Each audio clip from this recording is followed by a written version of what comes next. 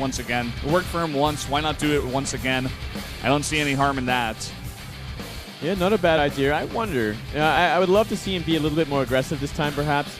Maybe he will be, like he was yesterday, that's for sure. Yeah, well, we're just going to have to get into the game and find out here. This is set number 2. Deer's up 1-0 up against GuMiho in the Neighbor Star League. Let's jump into the game.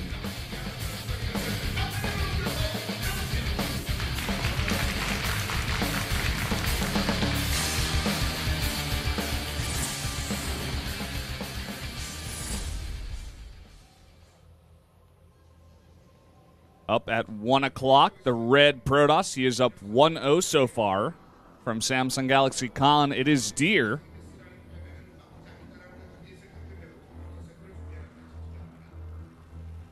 And here at the 9 o'clock position, we do have the Terran player GuMiho from Invasion Esports. Currently down a game, currently getting crushed in game 1. Yep. Slammed. Oh, fan in the audience. Yep, she's here almost every single day. Big fan.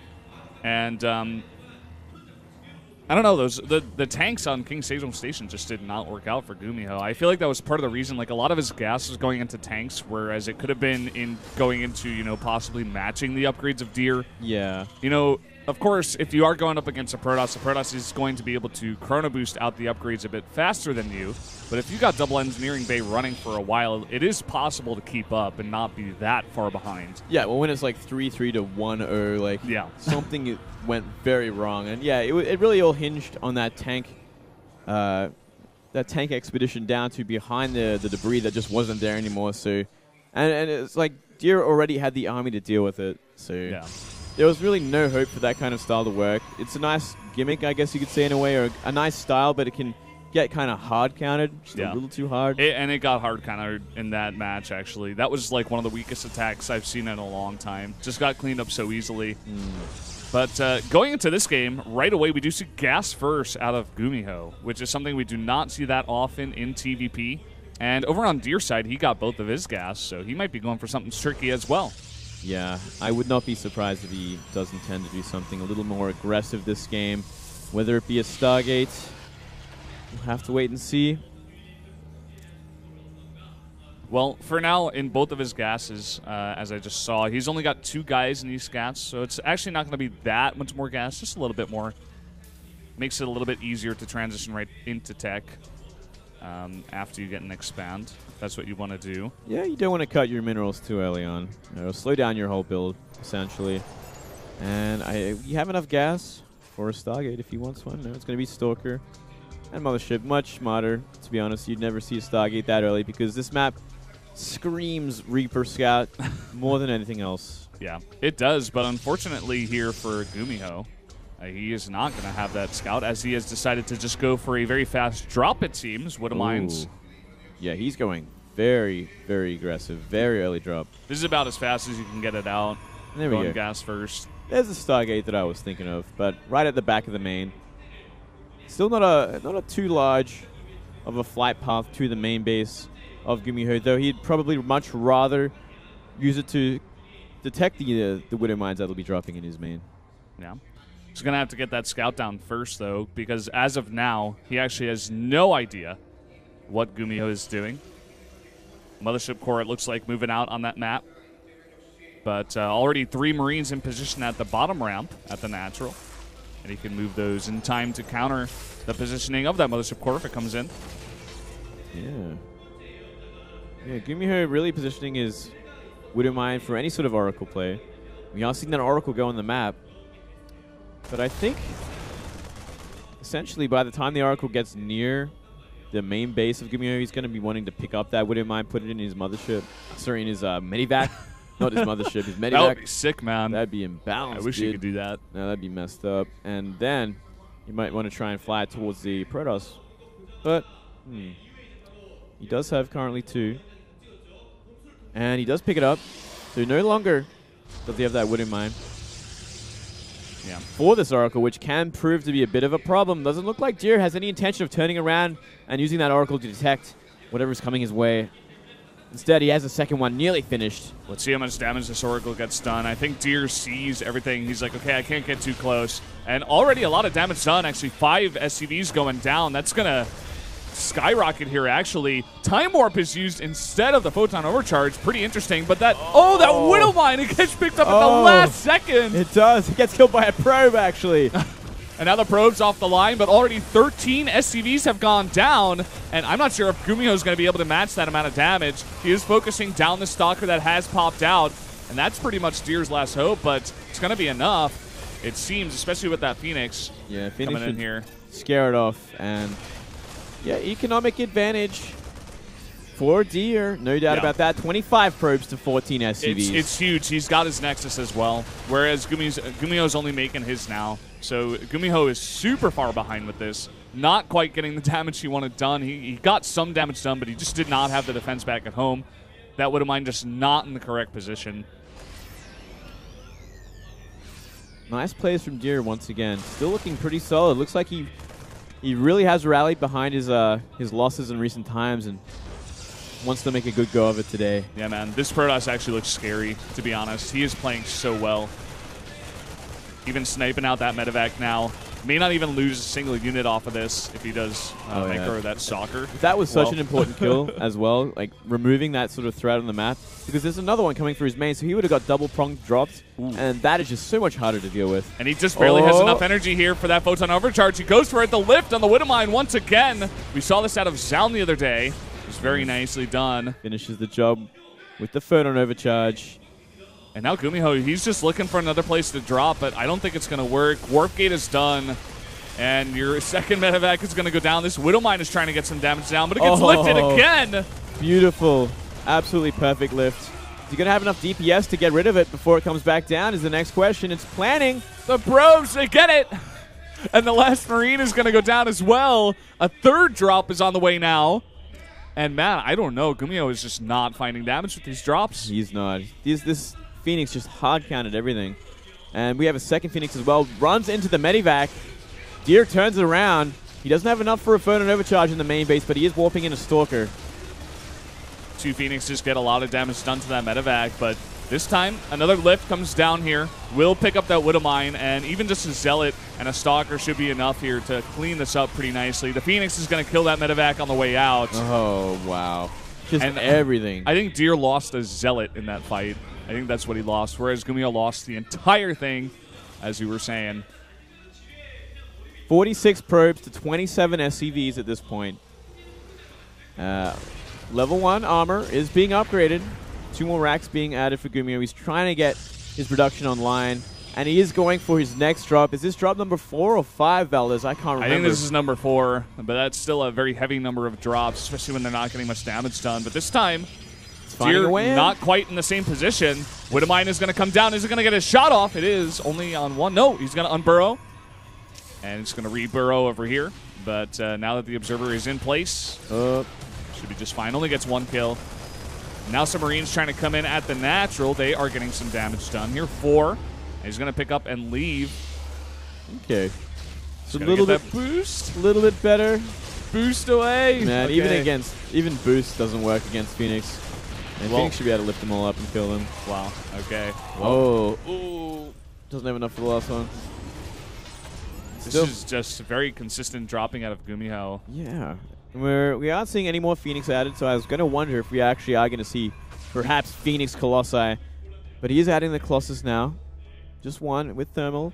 So it looks like he will be going for that 3rd base, because if you were going to go for anything sort of 2-base oriented, you wouldn't really go for the Thermal Lance. Yeah. And now, even with 3 Phoenixes out, it's going to be pretty easy to stop the drops. We do see 1 going towards that 3rd base. And GuMiho is going to be able to get the scout on the 3rd base. I'm not sure what Deer's got back at home, actually, to defend against that. Turrets are not yet up, and 3 Phoenixes with a lot of energy are able to get some damage done. Still, that means they're at the other side of the map. Cannon in place. Gateway units in place. Did GuMiho actually not see that 3rd base, or is he just trying to come in here and do damage? He saw it. He saw it. I think he's just looking for probes there. Yeah. But unfortunately, okay, maybe this drop will do some damage coming into the main. Has Deer noticed it? No, it doesn't look like it. The shot gets off. 5 probes in damage. There we go. Now the Marine's going to come down here, try to get some damage done. Focusing down that Widowmine first. It's actually getting a considerable amount of probes in the main base with this attack. Yeah, GuMiho doing a very nice job of just this counter-pronged harass. Even though his first, like, 2 or 3 drops didn't do much damage, they're starting to find some damage somewhere because, especially with Deer taking that third base, he's a bit more split up. And he was transitioning into the Colossi, so he didn't have a ton of units. And finding some damage there. He will even up the worker count here at 49 to 49. I think it was a bit of a mistake from Deer to be moving out the map with these Phoenixes, considering how consistent GuMiho was with his dropping. He was essentially, every time he had enough units for a drop, he would be dropping again and again and again. So I don't think it's really worth the damage you could possibly do with Phoenixes in the enemy base. And now we are seeing Biomine move towards the third base, identified by an observer. And this is a pretty puny forest. Already 2 Colossi are out with Thermal Lance. And yeah, it doesn't look like GuMiho wants to take that fight just yet. Actually, Deer's going to force it here. GuMiho's got to back off. And 2 more drops on the way. We're seeing Deer fully saturated on 3 base at this point. GuMiho has only just finished. And now GuMiho rotating with those double medivacs towards the third base. There's already a cannon in place at the back. And the gateway, or the army in general, is not far behind. Yep, that's actually not the real army. This Mothership Core is going to put down the Nexus Cannon, but that is 2 medivacs full of units here.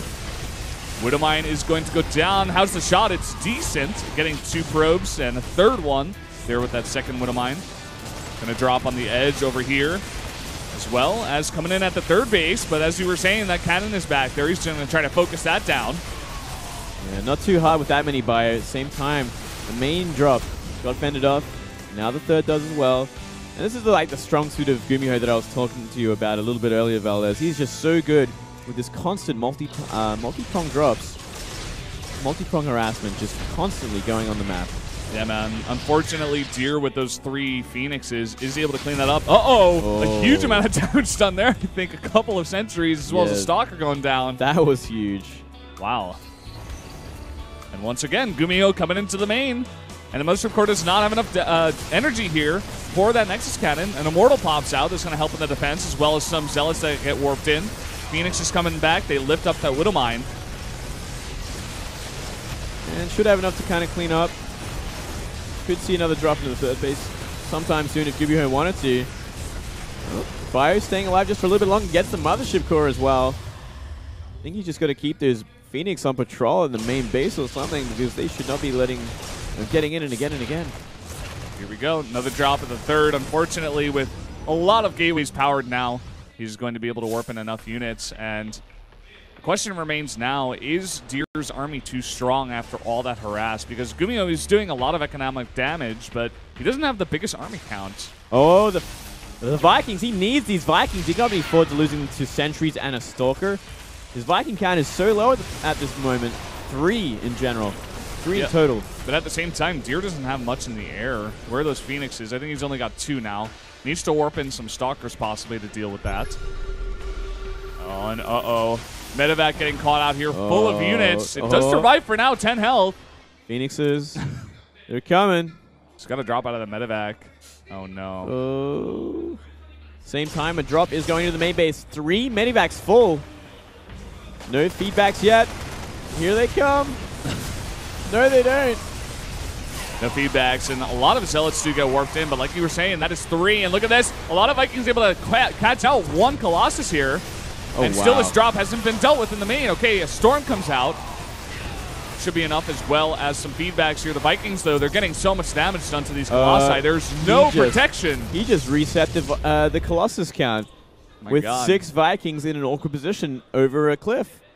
I mean, it can happen on this map. We've seen it time and time again on this map, but still, those Vikings were completely undefended as well. They had nothing on the ground. They simply decided to flatten to the middle of the map and do the job. Yeah, man.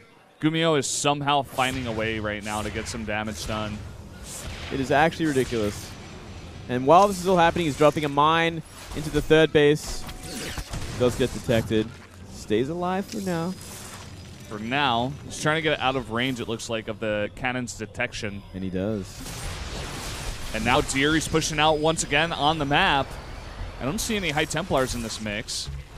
See some Archons at the back. That's a lot of Immortals. 5 Immortals with this composition. So he's kind of going for what he did last game. And still, no Ghost just yet. 3 in making. Yeah. And if we look at the upgrades for a bit here, we do have 2-2 about to finish up here for Deer, whereas 2-2 is only on the way here for GuMiho. So a whole set of upgrades ahead is Deer if he wants to go for an attack. He has a lot of Immortals, those Archons at the back. And it looks like he's just using the High Templar right now, possibly for defense in his main against some drops while going for this attack. Sees the Widow Mines, decides to back off just for the moment. Okay, I saw this High Templar in the back. He's got 4. Where are the Ghosts of GuMiho? Going to be very important to get those EMPs down. For now, he's doing a really nice job of kiting, even snipes an Archon here. Yeah, he's doing a lot of damage considering. And yeah, there they are. They have Storm. We do see a stim in. And here we go. Deer looking for it. Widowmine shots are decent. But again, a lot of those Zealots do survive for now. Where the Storm's not quite able to get them down. Still a lot of Protoss down here in a really nice concave. Going against that Terran that's just stuck there on the ramp. Oh, really nice. Oh, massive Storm. Keeping those Templars just at the back as far as he can to avoid any sort of EMP for the last second. And I think GuMiho, he might have just ran out of steam at this point. There's still at least 2 Storms left. It's going to take a lot more damage and a lot more pain to get through this army. Ghost Academy goes down. Probe actually setting off one of the Widow Mines back there, but there are a couple more. But they will all be cleaned up, and that CC looking really close to going down. All those Immortals, man, just focusing it down. Another Storm goes down to the rest of the bio that's on the ramp, as well as warping in a bunch of Zealots at that third base. Another huge Storm, and GG is called. Wow. So Deer survives the insane onslaught of drops from GuMiho to posture up for a great attack with Storm, Immortal, Archon, Zealot. That was a really fun game, man. That was non-stop action. That was really intense. And we definitely saw GuMiho turn it on that second game. You know, he kind of got into his rhythm. Despite losing countless drops, he still just kept going, and finding ways in.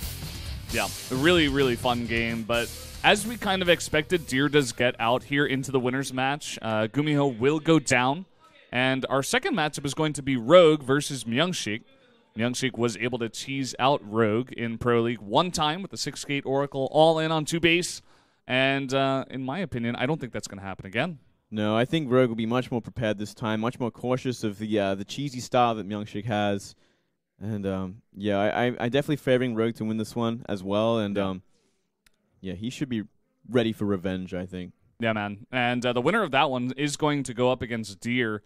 Deer looking really, really strong against Terran, but of course he's got to go against either a Zerg or a Protoss here. That's the interesting thing about this group is that we have 2 Protosses, 1 Terran, 1 Zerg, so a lot of these players have to practice for a lot of different matchups. I guess the Zerg and the Terran player having a bit of an easier time, only having to go up against 2, right? Or yes. Yeah. Yeah. Protoss Terran for the Zerg and Protoss Zerg for the Terran, so yeah, makes sense. Exactly. Well, we are going to go to a 3-minute break before we get to that match, Rogue versus Myungshik. After the break, stay tuned.